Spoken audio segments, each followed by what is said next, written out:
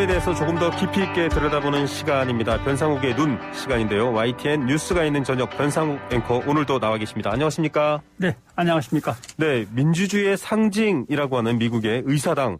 트럼프 지지자들이 시위를 한 게 아니라 진짜 바이든 당선인 말처럼 거의 반란에 가까운 행태를 벌였습니다. 이 배후에 트럼프 대통령이 있는 것 아닌가 이런 의구심도 나오고 있어요.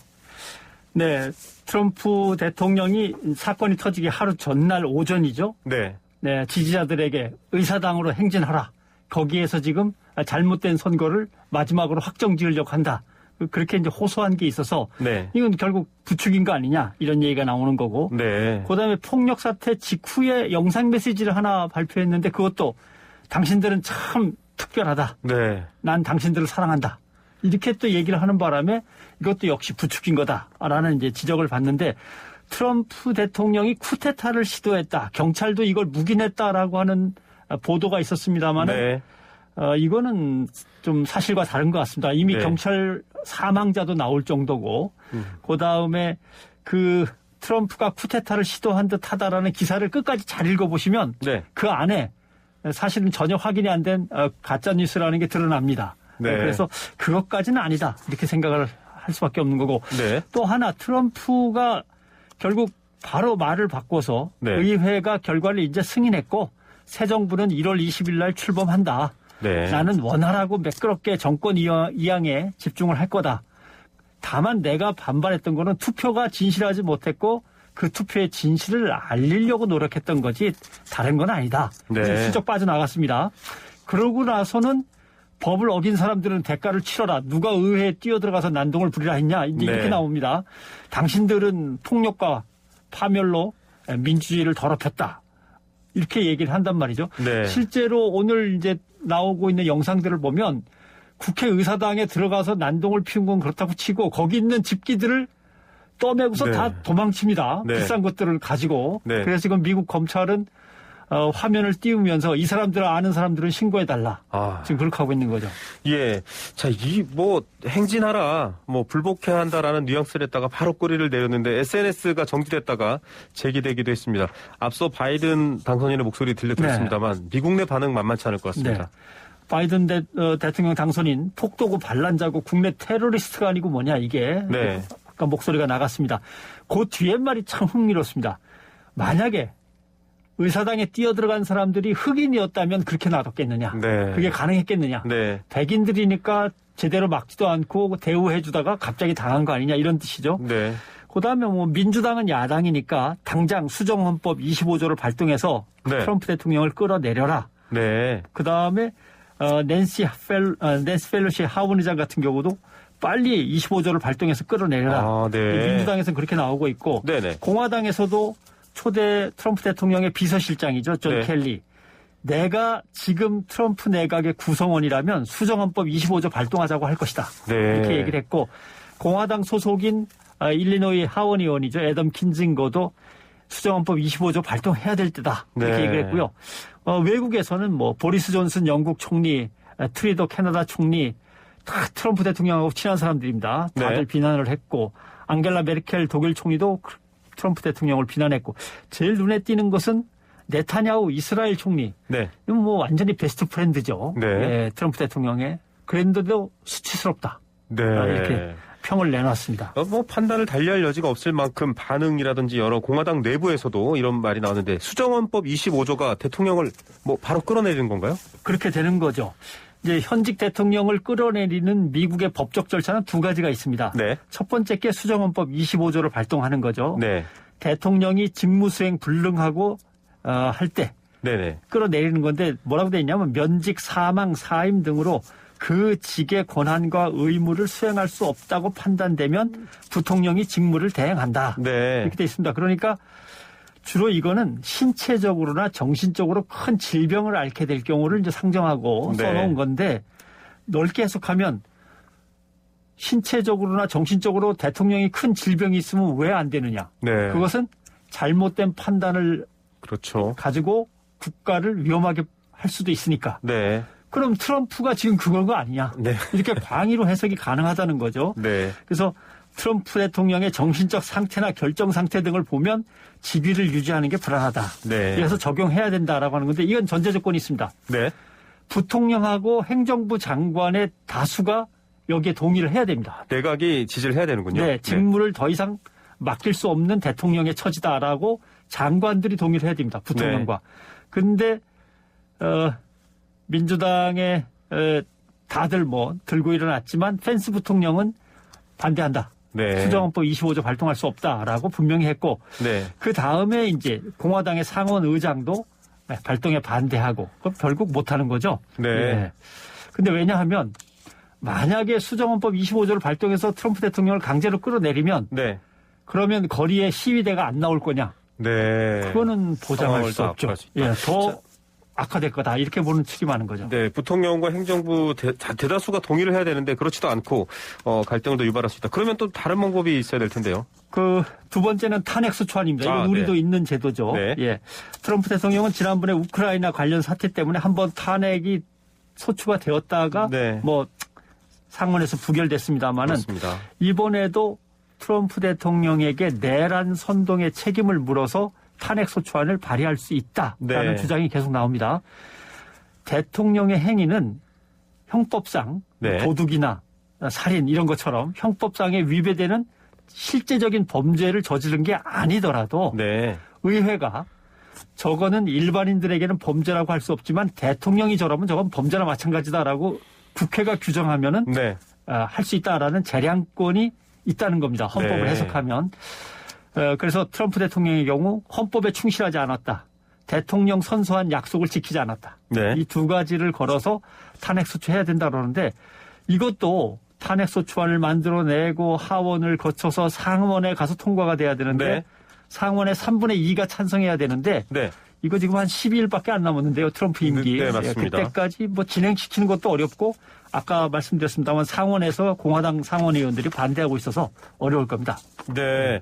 자, 이 남이 끌어내릴 수 있는 방법은 2주 안에 끌어내릴 수 있는 방법은 없습니다. 그러면 스스로 물러나야 될 텐데 그건 가능할까요? 글쎄 뭐 트럼프님의 성격을 봐서는 안 되겠죠. 월스트리트저널이 보수 성향의 신문인데도 불구하고 네. 내려와라. 네가 미국을 위해서 할 수 있는 유일한 건 이제 내려오는 것뿐이다. 이렇게 얘기를 네. 했는데 사설에서 아마 그래도 안 내려올 거라고 봅니다. 우리 보궐선거에 등장한 사자성어인데요. 결자해지라는 말이 예. 떠오릅니다. 자, 이번 사태 전 굉장히 특이한 걸 같습니다. 보통 백인 우월주의를 연상하게 하는 남부군 깃발이 보이는 건 뭐 그러려니 했는데 태극기도 등장했을 때 이거 어떻게 봐야 되죠? 또 하필 MBC 뉴스 방송 카메라에 찍혀가지고 전 네. 세계에 태극기가 나갔습니다. 아, 당신이 왜 거기서 나와? 뭐 이제 이런 얘기가 그러니까요. 되는데, 뭐 좀 길어질 수도 있겠습니다만은 네. 공화당을 지지하는 미국의 개신교 기독교인들이 많이 사는 천주교도 네. 포함해서입니다. 기독교인들이 많이 사는 곳을 미국의 동쪽의 남쪽, 남동부입니다. 네. 거기를 바이블 벨트라고 부른대요. 아, 바이블 벨트. 예. 네. 이 바이블 벨트의 핵심은 백인 기독교 민족주의입니다. 네. 그래서 인종차별주의가 심하고 유색 인종들에 대한 혐오가 심하고 네. 그다음에 이제 뭐 베트남에서 왔거나 인도에서 왔거나 파키스탄, 멕시코에서 온 이민자들에 대한 혐오도 이 지역은 또 심하고 네. 또 여성을 상당히 차별하고 네. 환경 파괴도 심하고 그다음에 부익부 빈익빈 양극화에 대한 어떤 그 당연하지 능력 없으면 뭐 가난한 거 네. 아니야 이런 식의 능력주의 환상도 심한 지역이죠. 네.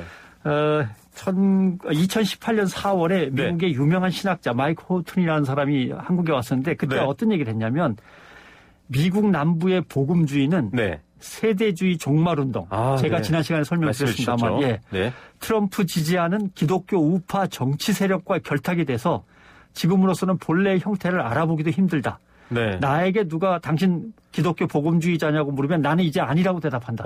네. 예, 이럴 정도로 그 극단적 세대주의 종말론이 미국 복음주의의 이제 주류로 바뀌어가는 거죠. 네. 근데 그 극단적 세대주의 종말론과 미국을 연결시키면 무슨 얘기냐 하면 네. 이스라엘이 잃어버린 땅을 모두 차지하고 그러니까 팔레스타인 땅을 모두 차지하고 예루살렘이 자기 지위를 네. 회복하는 것. 지금 예루살렘은 누구의 땅도 아닙니다. 네. 유엔에 의해서 그렇게 규정돼 있죠. 근데 그 이스라엘의 수도로서 예루살렘이 회복되고 그러면서 거기가 개신교 국가가 되는 것. 아. 이게 세대주의 종말론의 마지막 목표인데 네. 미국이 어떤 관련이 있냐. 미국의 극단적 세대주의자들, 보수적인 기독교인들은 그러니까 미국 대통령이 전 세계를 향해서 이 땅은 이스라엘 땅이고 예루살렘은 이스라엘의 수도다. 네. 텔아비브는 임시 수도고 네. 진짜 수도는 예루살렘이다. 예루살렘이다. 선언을 미국 대통령이 해주면 되는 거 아니냐. 네. 그래서 미국의 모든 대통령 후보들이 거의 다 민주당, 공화당 할 거 없이 네. 그렇다고 자기는 그걸 지지한다고 얘기했습니다. 근데 네. 실제로 한 사람은 아무도 없습니다. 네. 대통령이 된 다음에. 트럼프 대통령이 드디어 예루살렘을 이스라엘의 수도로 미국 대통령으로서 정식으로 인정한다고 공표를 했습니다. 네. 그다음에 이스라엘이 레바논이나 시리아에서 뺏은 영토 네. 거기에 가서 네. 이곳의 주권은 이스라엘에 있다. 이렇게 얘기한 사람이 트럼프입니다. 네. 그래서 극단적 세대주의, 보수적이고 극우적인 기독교인들에게 트럼프 대통령은 하늘이 보내준 사람이라고 인정을 받는 거죠. 예. 여기에 이제 한국의 극단적 세대주의를 그러니까요. 그대로 받아들인 미국 교민들 중에 누군가가 네. 태극기를 들고 미 의사당으로 진격해 들어간 것이 아닌가 이제 그런 생각을 하는 거죠. 네, 기억하시겠지만 BTJ 열방센터발 이 확산 얘기할 때 백투더 예루살렘 얘기해 주시면서 또 여러 가지 맥락 기억에 떠올리시면 지금 이해가 될 것 같습니다. 결국 정치적으로도 또 사회적으로도 굉장히 극단주의를 지향하는 사람들이기 때문인데 뭐 네. 태극기 부대와 남북이 혹은 뭐 성조기 부대가 같은가 이렇게 분석하는 데도 있더라고요. 예, 그렇습니다. 근데 사실 그 분석이 아무 의미가 없는 거죠. 네, 예를 들면 자기들이 갖고 있는 극단적인 신앙에 조금이라도 부합되면 다 자기네 편이 되고 쥐고 흔들면 되는 네. 거고요. 또 트럼프 대통령이 한 2년 전부터 네. 보나마나 선거는 부정이고 불법이 벌어질 거야. 기대들 하고 계셔. 그러면 네. 우리가 그거 뒤집어야 됩니다라고 계속 국민들한테 주입시켜왔고 위치를 했네요. 네. 지지자들한테. 그다음에 뭐 온갖 가짜뉴스가 많이 번지지 않았습니까? 네.